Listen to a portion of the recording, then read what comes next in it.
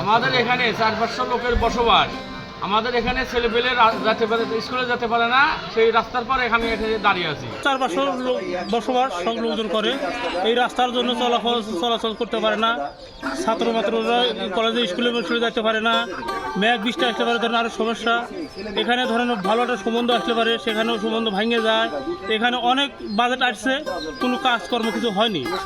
তো এখন এই সরকার চলে যাওয়ার পরবর্তী, এখন আপনাদের সবার কাছে অনুরোধ, এই রাস্তাটা আপনারা ঠিক করে দেন।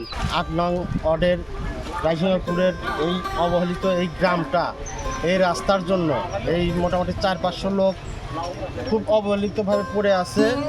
এবং আমার জন্মসূত্র দেখতেছি এই রাস্তাটা এভাবে হয়েছে, কোনো উন্নতি হয় নাই।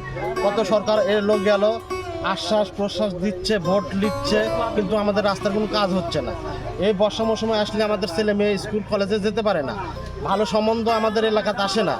তো আপনাদের কাছে বিনীত অনুরোধ, আপনাদের মাধ্যম দিয়ে আমি জানাতে চাই, খুব দ্রুত আমাদের এই রাস্তাটা করার সুযোগ করে দেন আপনারা। 400-450 লোকের বসবাস।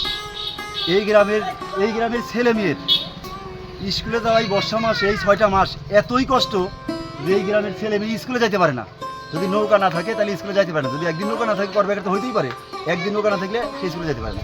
আর এই বর্ষা মাসে এই গ্রামের ছেলে মেয়ে যদি কেউ কাউকে দেখতে আসে, এই গ্রামের একটা ছেলে মেয়ের বিয়ে হয় না।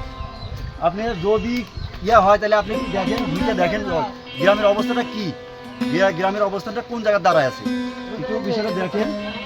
এটাই আমার দাবি, যে সবিনয় অনুরোধ আপনাদের কাছে, ঊর্ধ্বতন কর্মকর্তার কাছে সবিনয় অনুরোধ, এই রাস্তাটা নিয়ে যেন তাদের মাথায় রাখে, এই রাস্তাটা যেন আমাদের করে দেয়। আমাদের শিক্ষা ব্যবস্থার জন্য অনেক সমস্যার মধ্যে পড়তে হয়। যেমন বর্ষার সময় আসলে অধিকার যত বাড়ি আছে সবাই বর্ষার জন্য স্কুলে না যায়।